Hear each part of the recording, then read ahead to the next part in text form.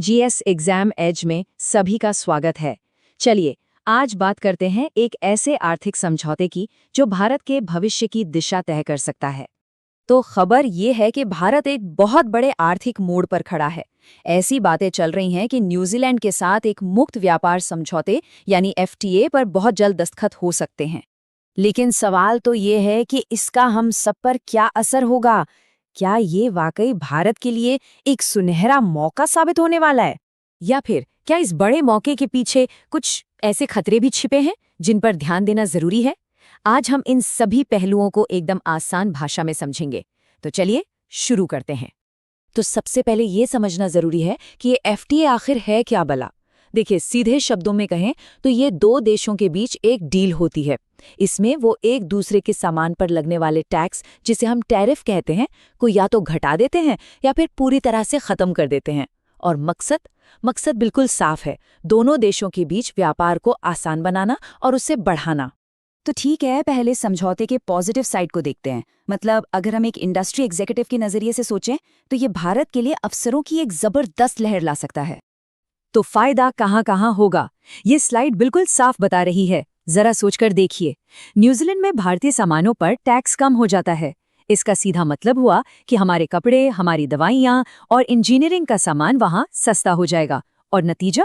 अरे भाई, नतीजा होगा डिमांड में जबरदस्त उछाल, यानी हमारे एक्सपोर्ट को मिलेगा एक बहुत बड़ा बूस्ट। और सुनिए, बात सिर्फ सामान तक ही नहीं रुकती। भारत का जो सबसे मजबूत सेक्टर माना जाता है, यानी हमारा आईटी और सर्विसेज सेक्टर, वो तो एक बहुत बड़ी छलांग लगाने को तैयार है। इस डील के बाद भारतीय कंपनियों के लिए न्यूजीलैंड में अपने सॉफ्टवेयर, डिजिटल सर्विसेज और कंसल्टेंसी को फैलाना बहुत आसान हो जाएगा, जिससे देश में रोजगार और रेवेन्यू दोनों बढ़ेंगे। और इसका सीधा फायदा मिलेगा हमारे स्किल्ड प्रोफेशनल्स को। एक मिनट सोचकर देखिए, हमारे इंजीनियर्स, आईटी एक्सपर्ट्स और हेल्थ केयर प्रोफेशनल्स के लिए न्यूजीलैंड के दरवाजे और ज्यादा खुल सकते हैं। अगर वीजा के नियम आसान हो जाते हैं तो ये भारतीय टैलेंट के लिए ग्लोबल स्टेज पर अपनी पहचान बनाने का एक शानदार मौका होगा। ये समझौता आप कह सकते हैं कि इन्वेस्टमेंट के लिए एक टू वे हाईवे की तरह है। एक तरफ न्यूजीलैंड की कंपनियां भारत में इन्वेस्ट करने के लिए आगे आएंगी, तो दूसरी तरफ भारतीय कंपनियां भी वहां जाकर निवेश कर सकेंगी। मतलब साफ है, देश में नए स्टार्टअप्स, बेहतर इंफ्रास्ट्रक्चर और रोजगार के और भी ज्यादा मौके। ठीक है, तो मौकों की बात तो हो गई। अब जरा सिक्के का दूसरा पहलू भी देख लेते हैं। चलिए, अब एक सीनियर इकोनॉमिक एनालिस्ट का चश्मा पहनते हैं और उन संभावित खतरों और चुनौतियों को समझते हैं जिन्हें बहुत सावधानी से संभालने की जरूरत पड़ेगी। और ये स्लाइड इस सौदे के सबसे बड़े कन्फ्यूजन को बहुत अच्छे से दिखाती है। देखिए, एक तरफ तो हमारे एक्सपोर्ट को बूस्ट मिल रहा है, जो कि एक बहुत बड़ा प्लस पॉइंट है, लेकिन दूसरी तरफ एक बहुत बड़ी चिंता भी है, और वो है डेयरी सेक्टर। न्यूजीलैंड दुनिया के सबसे बड़े डेयरी एक्सपोर्टर्स में से एक है। अगर वहां से सस्ते डेयरी प्रोडक्ट्स हमारे बाजार में भर गए तो ये हमारे स्थानीय किसानों के लिए एक बहुत बड़ी चुनौती खड़ी कर सकता है। एक और खतरा है, और वो है ट्रेड इम्बैलेंस का, जिसे व्यापार असंतुलन कहते हैं।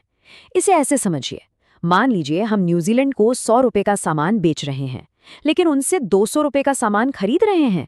तो इसका मतलब क्या हुआ? मतलब हम पैसा गंवा रहे हैं। इसी को ट्रेड डेफिसिट या व्यापार घाटा कहते हैं। सरकार को ये पक्का करना होगा कि ये तराजू हमेशा हमारे पक्ष में झुका रहे, या कम से कम बराबर तो रहे। अब जरा घरेलू इकोनॉमी से थोड़ा जूम आउट करते हैं और बड़ी पिक्चर देखते हैं। ये समझौता सिर्फ पैसों और व्यापार तक सीमित नहीं है, इसके बहुत गहरे जियोपॉलिटिकल मायने भी हैं। हाँ, ये पॉइंट इस पूरी डील के असली वजन को समझाता है।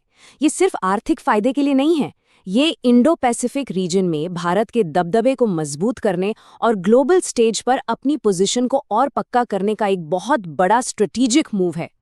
तो स्ट्रैटेजिक फायदे क्या क्या है? देखिए, ये एफटीए इंडो पैसिफिक में भारत की मौजूदगी को और मजबूत करता है, ग्लोबल सप्लाई चेन में उसे एक अहम प्लेयर बनाता है और हमारी डिप्लोमेटिक और इकोनॉमिक पार्टनरशिप को और भी गहरा करता है। तो हमने सिक्के के दोनों पहलू देख लिए, फायदे भी समझ लिए और संभावित नुकसान भी। अब इन सबको मिलाकर एक बैलेंस नतीजे पर पहुंचने की कोशिश करते हैं। तो हम घूम फिरकर उसी सबसे बड़े सवाल पर वापस आ गए हैं कि ये सौदा भारत के लिए एक जैकपॉट है या एक खतरा। यही तो इस पूरे विश्लेषण का निचोड़ है। तो देखिए, आखिरी निचोड़ यही निकलता है कि ये समझौता भारत के एक्सपोर्ट और आईटी सेक्टर के लिए एक गेम चेंजर हो सकता है, इसमें कोई शक नहीं। लेकिन इसकी कामयाबी इस एक बात पर टिकी है कि हम अपने किसानों और लोकल इंडस्ट्रीज को कैसे बचा पाते हैं।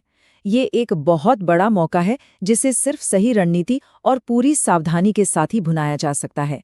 अब सोचने वाली बात यह है कि क्या फायदों का पल्ला जोखिमों पर भारी पड़ेगा?